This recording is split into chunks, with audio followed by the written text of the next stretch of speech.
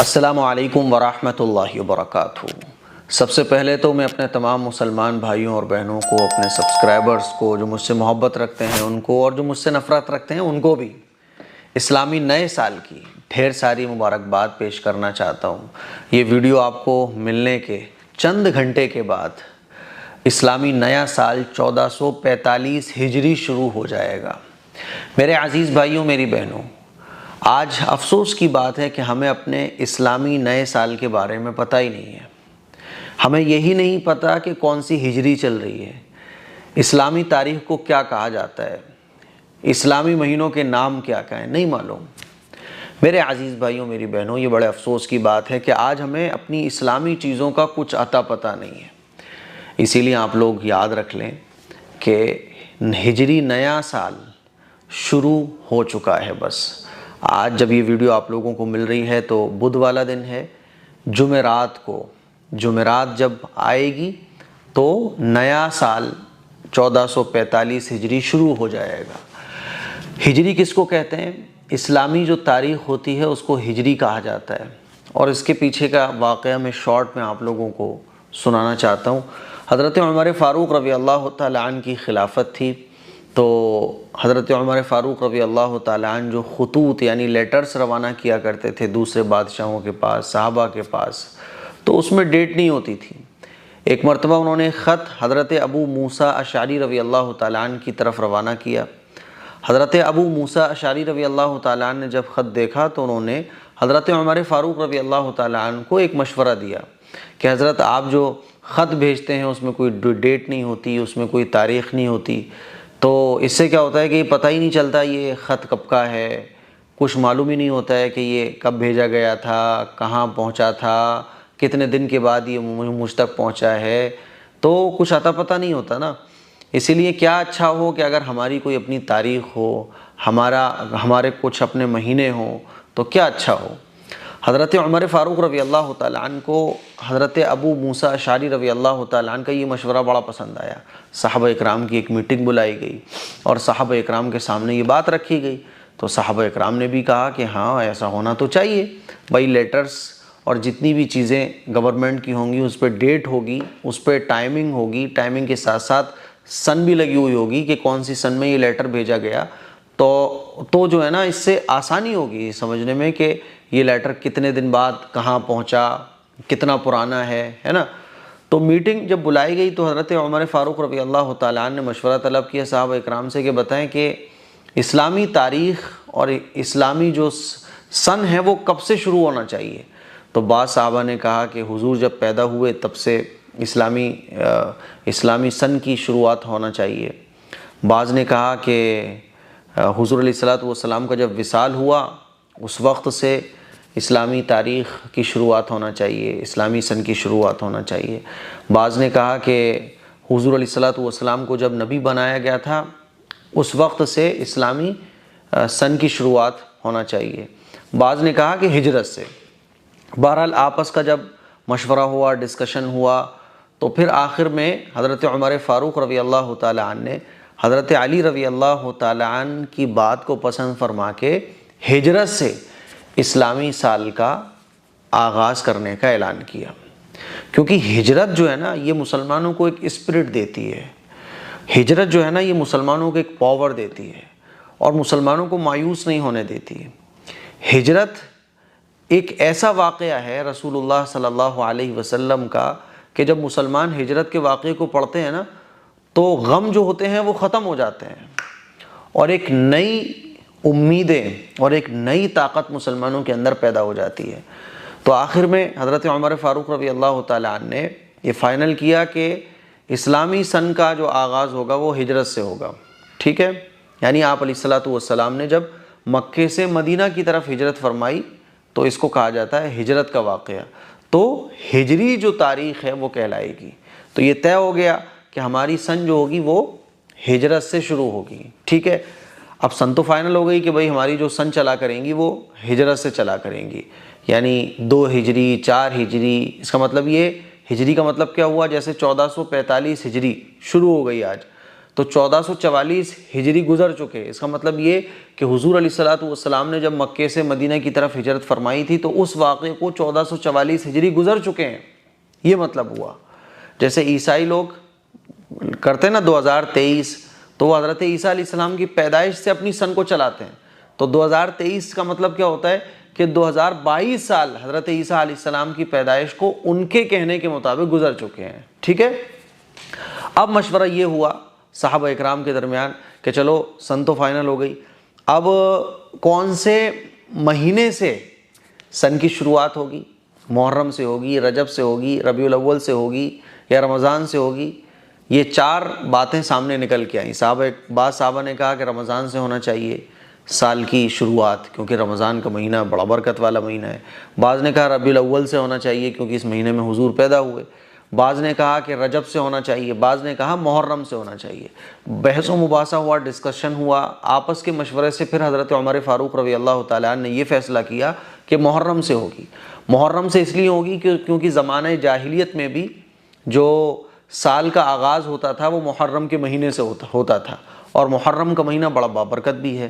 تو پچھلی جو تاریخ چلی آ رہی تھی اس میں بھی محرم سے ہی سال کی شروعات ہوتی تھی. تو ہماری جو سال ہے اس کا بھی آغاز محرم سے ہی ہو جائے گا تاکہ دونوں چیزیں ایک ہو جائیں. تو محرم سے پھر سال کا آغاز رکھا گیا، اسی لیے محرم کو اسلامی سال کا پہلا مہینہ کہا جاتا ہے. لیکن افسوس کی بات ہے میرے عزیز بھائیوں، میری بہنوں، یہ شارٹ واقعہ ہے جو میں نے آپ لوگوں کی خدمت میں پیش کیا کہ کیسے ہماری جو سن ہے وہ بنی، کیسے ہمارا مہینہ پہلا محرم کا مہینہ بنا. لیکن افسوس کی بات ہے کہ ہمیں آج نہیں معلوم. ہمیں یہ نہیں معلوم کہ 1445 لگنے والی ہے، 1444 ختم ہونے والی ہے، نہیں معلوم. ہمیں ہجری کس کو کہتے ہیں نہیں معلوم. جو اسلامی مہینوں کے نام ہیں 12 مہینوں کے نام، وہ ہمیں نہیں معلوم. چاند کی تاریخ کا تو خیر پتہ ہی کیا، لوگوں کو معلوم ہی نہیں ہوتا. وہ تو اللہ بھلا کرے گوگل کا کہ لوگ سرچ کر کے پتہ کر لیتے ہیں آسانی سے، ورنہ تو یہی نہیں پتہ چلتا کہ تاریخ کتنی ہے.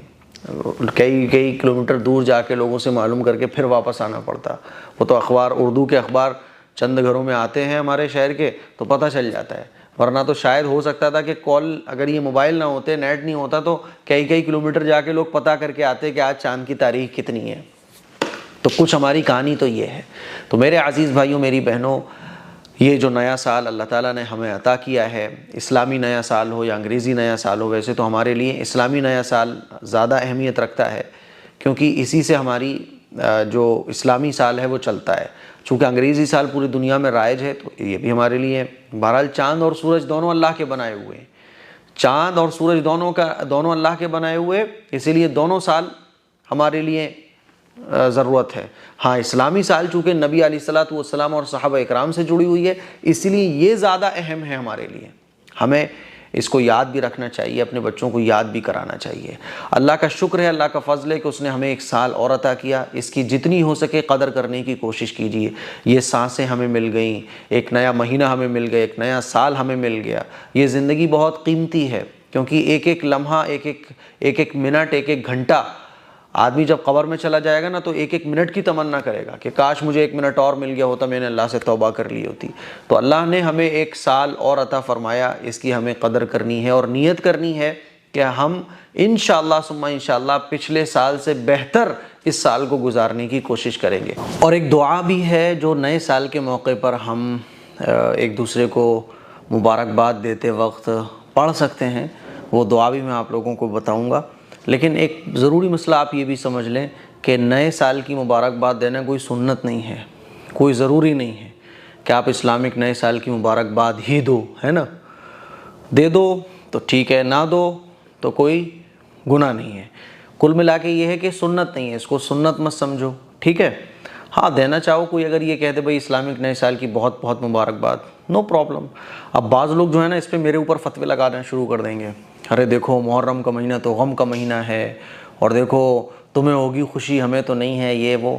تو میں آپ لوگوں کو بتا دوں کہ اسلامی تاریخ کا شاید ہی کوئی دن ایسا ہو جو قربانی سے خالی ہو، جو غموں سے خالی ہو، ہے نا. کیونکہ مومن کے لیے یہ دنیا قید خانہ ہے. ہر دن ایسا ہے اسلامی تاریخ کا جس میں صحابہ نے قربانیاں پیش کی ہیں. اسلام میں کوئی چیز غم والی نہیں ہوتی ہے، بلکہ شہادت جس دن میں ہونا وہ دن تو اور فضیلت والا بن جاتا ہے۔ شہادت تو ایک اچھی چیز ہے، اس لیے محرم کا مہینہ کوئی غم کا مہینہ نہیں ہے۔ اگر محرم کا مہینہ غم کا مہینہ ہوتا تو جس وقت میں رسول اللہ صلی اللہ علیہ وسلم کو لوگوں نے پتھر مارے اور حضور کے مبارک پاؤں سے خون نکل رہا تھا نا، وہ سب سے بڑا غم کا دن ہونا چاہیے تھا۔ حضور علیہ الصلوۃ والسلام کے جب جنگ کے میدان میں دانت مبارک شہید ہوئے تھے نا، وہ دن سب سے زیادہ غم کا دن ہونا چاہیے تھا۔ پھر تو حضور علیہ الصلوۃ والسلام جب زخمی ہو گئے تھے نا، حضور علیہ الصلوۃ والسلام کو جب قوم نے طائف کے میدان میں خون سے لت پت کر دیا پتھر مار مار کے، وہ دن سب سے زیادہ افسوس والا دن ہونا چاہیے تھا۔ حضور علیہ الصلوۃ والسلام جب اس دنیا سے تشریف لے گئے، وہ دن سب سے زیادہ غم والا ہونا چاہیے تھے۔ لیکن آپ کو کہیں نہیں ملے گا کہ صحابہ اکرام نے حضور علیہ الصلوۃ والسلام کی وصال کے بعد یا کسی بھی دن جب حضور کو تکلیف پہنچی ہو، اس دن کو صحابہ اکرام نے غم کا دن منایا ہو۔ تو ایسا کچھ بھی نہیں ہے بھائی، میرے اوپر فتوے مت لگانا۔ میں تو آپ کو حضور علیہ الصلوۃ والسلام سے سب سے زیادہ محبت رکھنے والے جو صحابہ اکرام ہیں ان کی زندگی کے بارے میں بتا رہا ہوں، سمجھ آ رہی ہے؟ تو آپ مبارکباد دینا چاہیں تو دے سکتے ہیں، نہ دو تو کوئی مسئلہ نہیں ہے، جو نہیں دے رہا ٹھیک ہے، جو دے رہا ہے تو بھی ٹھیک ہے۔ تو ہم ایک دعا بھی پڑھ سکتے ہیں، حدیث میں ملتا ہے، صحابہ اکرام کی زندگی سے پتہ چلتا ہے کہ جب نیا سال شروع ہوتا تو صحابہ اکرام ایک دوسرے کو یہ دعا سکھاتے تھے اور ایک دوسرے کو یہ دعا بولا کرتے تھے۔ کون سی دعا؟ اسکرین پر آپ دیکھ سکتے ہیں، اللہم ادخلہ علینا بالامن والایمان والسلامت والاسلام ورضوان من الرحمن وجوار من الشیطان۔ اس کا ترجمہ ہے، اے اللہ اس سال کو ہم پر امن، ایمان، سلامتی اور اسلام کے ساتھ اور رحمان کی خوشنودی اور شیطان سے حفاظت کے ساتھ لائیے۔ یہ دعا یاد نہ ہو تو آپ ایسے بھی بول سکتے ہو کہ بھئی اللہ تعالیٰ تمہیں اس نئے سال پر خوب دنیا اور آخرت کی بھلائیاں عطا فرمائے اور اللہ تعالیٰ اپنی رضا والی تمہیں یہ والا سال نصیب فرمائے۔ تمہاری زندگی کو جو بھی آپ دعا دینا چاہو، جو آپ کے دل میں آ رہی ہو وہ دے سکتے ہو۔ تو یہ کچھ باتیں تھیں نئے سال سے متعلق جو میں نے آپ لوگوں سے شیئر کی۔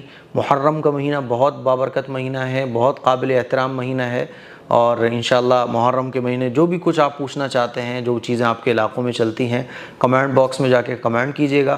انشاءاللہ آپ ساری ویڈیوز 10 محرم تک آپ کو محرم سے متعلق ہی ملنے والی ہیں۔ اس کلپ کو شیئر کریں، دوسروں تک پہنچائیں۔ السلام علیکم ورحمۃ اللہ وبرکاتہ۔